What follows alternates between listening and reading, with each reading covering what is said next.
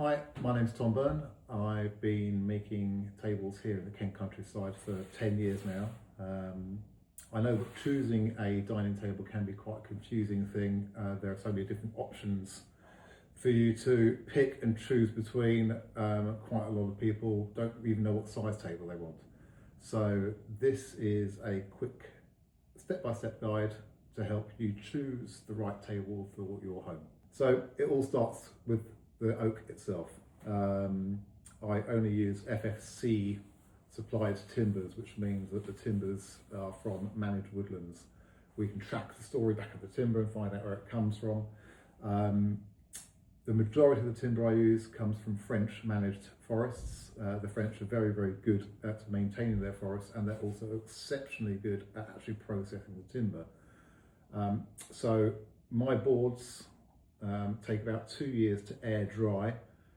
Oak takes about a year per inch of thickness. So when it's sawn from a tree, if it's 2 inches thick, it will take 2 years to air dry. Once that board is air dried, it then needs to go into a kiln for about 30 to 40 days until the moisture content inside the timber is down to 10 or 11%. At that moisture content, that oak is then stable enough to put into a home for me to then glue it up and turn it into a table for you. The last thing we want is to use timbers which haven't been dried properly, either air dried or kiln dried properly, because both can affect the timbers. So then when I put your table together, take it into your home, a month or a year later, the table's warped, bent and split. If there are cheaper tables out there, usually the reason is because they haven't been using timber which is of a good enough quality to put into your home. So when you are choosing your table, there are 3 different grades of oak that I do offer. First one being character oak. Character oak has got lots of grain patterns in it. You've got a few knots in the timber, maybe some hairline shakes or cracks in the timber, all of which get resin filled. It's a process over a couple of days to resin fill and sand back down and then refill any of these knots which might be in your tabletop. If there are occasional shakes or cracks which I think could be troublesome later on in the table, which may grow a bit more, on the underside of the table you'll have bow ties put in which actually tie these knots together. That also is resin filled, and that will prevent any further movement in your tabletop. Character oak looks great. It's one of my favourite grades. It's interesting, lots of different colour variations between the timbers. Next on from that would be prime oak. So if you've got a very clean looking kitchen and character oak isn't something which is going to really marry up to everything else, then prime oak is going to be the next option for you. Straight, more uniform grades. The colour tones between the boards don't vary quite as much either. So it's a very uniform looking table. If you've got a straight edge table or maybe a chamfered edge table, prime oak is something which will look great. After that we go to pippy oak. Pippy oak is the more expensive grade. It's English pippy oak that I use. Lots of knots, lots of swirling patterns within the timber. It takes a long time to actually prep the table before it's ready for any type of oiling at all. A huge amount of resin is used and takes a good 3 or 4 days worth of work before that table is actually ready to be sanded. If you want to woo your guests with a fantastic looking table, then a pippy oak table is the way to go. If you like character, you like interesting grain patterns, the character oak option is the best. If you want a uniform, nice, clean looking table, then prime oak is the best option for you. Next up is board width. So I offer 2 different board widths. You can have the standard wide board. Wide boards tend to be around about 18 to 20 centimetres wide. In a 1 metre wide table, you may well have 5 boards making up the tabletop. Advantage of wide board is there's less coloration between the timbers, especially if you go for prime oak. And it can look like a more substantial table with the bigger, wider boards. The next option is narrow boards. Narrow boards are cheaper for me to buy. so they are cheaper tables. Boards are typically about 7 to 8 centimetres wide, so you may well have up to about 10 to 12 boards in a 1 metre wide table. They are all prime oak. However, because it's made up of so many different boards, you can sometimes get different colour variations within the tabletop. The table I'm standing on in front here is a narrow board prime oak table. There are 1, 2, 3, 4, 5, 6, 7, 8, 9, 10, 11, 12 boards on this tabletop. I'm not sure if you could even see that from there. So the narrow boards are available in prime oak only and only 30mm thick. The wide board tables you can have in every single grade. You can have in 30 or 40mm thick options as well. Okay, so once you've decided on the timber grade that you're after and board width, then we need to have a look at size. This is the most important thing and something which people get wrong all the time. Manufacturers, quite a few manufacturers do overestimate the number of people you can sit at a table. I'm more realistic. So manufacturers will sometimes say a 2 metre by 90 centimetre tabletop will seat 8 people. It will just about squeeze 8 on, but you're not going to be very comfortable and you're not going to want to stay there for a long time after you've had your dinner. A typical comfortable place setting is 60 centimetres wide. So on this tabletop, which is 92 centimetres wide, with your 60 centimetre place setting in the middle, you're going to have 16 centimetres either side of free space. So I'm going to mark this out for you. 16 centimetres here and our 16 centimetres here. So this is my place sitting. If this was 2 metres long, I would have to be, and I wanted to seat 8 people around it, I'd be putting 3 more people down the sides here. They take up 180 centimetres each, or between the 3 of them. You'd only have 10 centimetres on the end here before you have your next place setting of 60 centimetres. This is my eating space here, and the next diner here is encroaching massively on my eating space. So you really need to make your table a little bit longer or a little bit wider.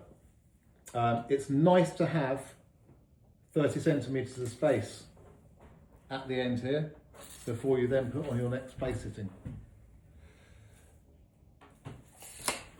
And if you are going to actually put people down as close to this at the end as you are, again, if you go a little bit wider, then you make a little bit more space for this crossover point here. Typical sizes for tables. I would say a 180 centimetre table is a 6-person table. Either 3 down each side or 1 on each end and 2 in the middle. Up from that, 2.2 metres is a good, comfortable 8-person. 2.2 by 1 metre is great for 8 people. 2.6 by 1 metre is very comfortable 10. You can squeeze 10 onto a 2.5 metre table, but 2.6 is ideal. Up from that, well, we're getting into the big table sizes here. You can go much, much wider if you've got the space, and you can go as long as you want to. Largest table so far I've made, single tabletop I've made, is 4.5 metres. That comfortably sat 16 at it. So that's for your people sitting at the table, 60 centimetres of space. Then the next thing to remember is space around your tabletop.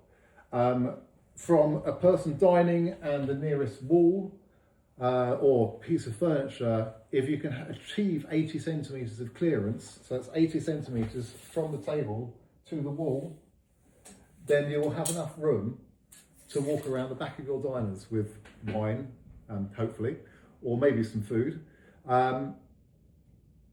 If you are stuck for space, that 80 centimetres between the diner and all, it's not an actual laid in stone fact, but it helps. You can go down to 50 or 60 centimetres, but then your diners will then have to shuffle around as they're moving in and out of their seats. Different edge styles. So, as I said, the narrow board is only available on a straight edge style. With the whiteboard tables, you can go for a dead straight edge, a slightly chamfered edge. The chamfered edge, I would only recommend going on the 40mm thick option, as it looks a bit thin on a 30mm thick tabletop. And also a live edge on the wide board tables. The live edge goes particularly well with character oak. I don't use the actual sapwood of the table to create your live edge. I will cut the live edge into your tabletop. Sapwood will dry out and fall off. It's the weakest part of any piece of timber. So I will put a board at the edge of your table, which I believe has got a nice natural line to the outside of it, which I can follow, and I cut that and then sand that down into your tabletop. Live edge tables are great. They're nice to touch.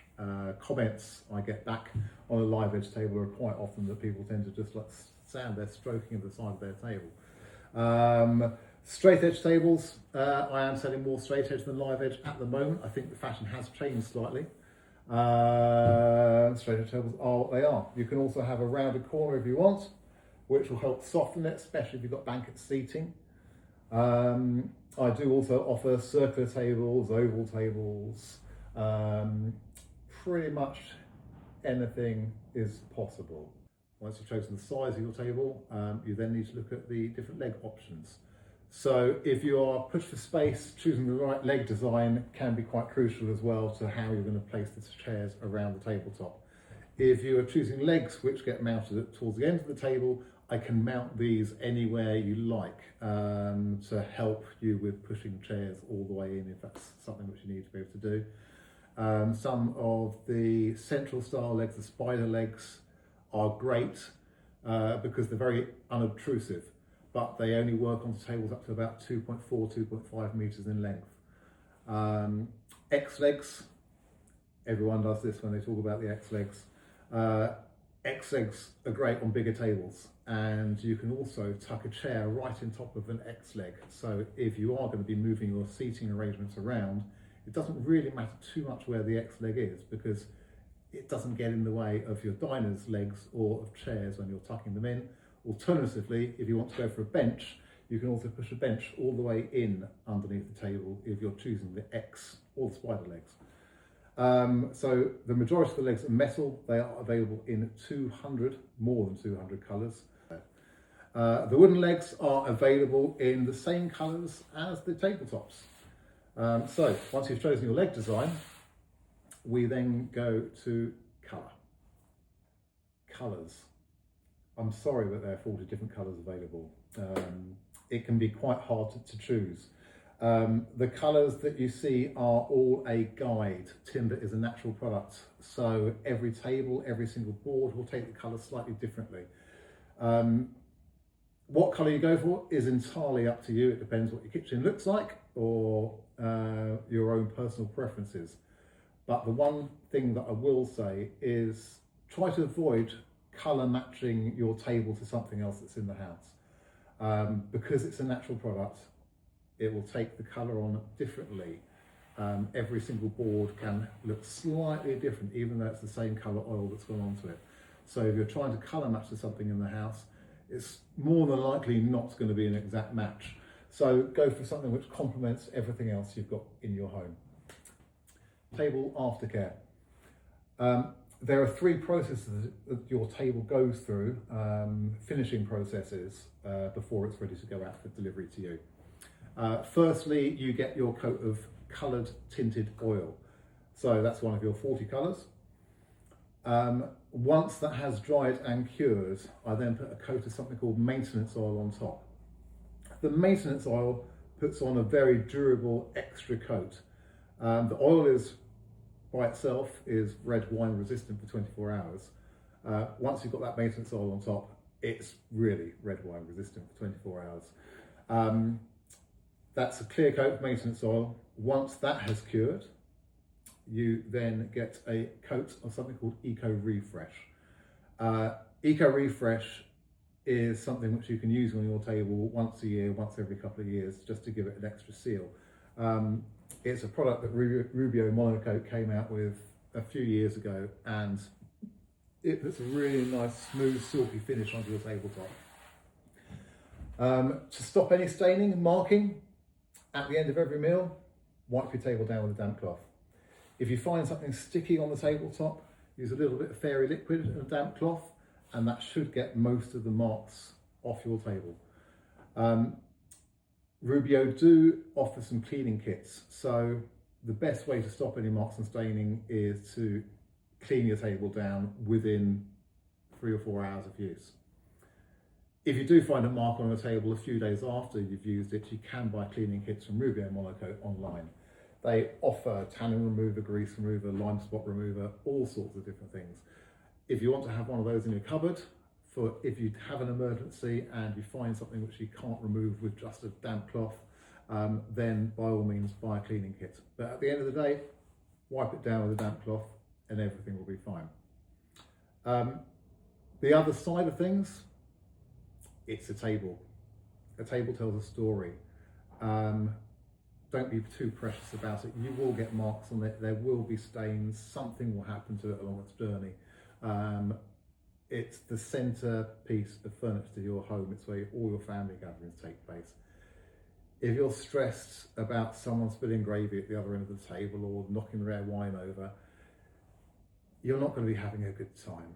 It can cope with it, relax, and just enjoy yourself.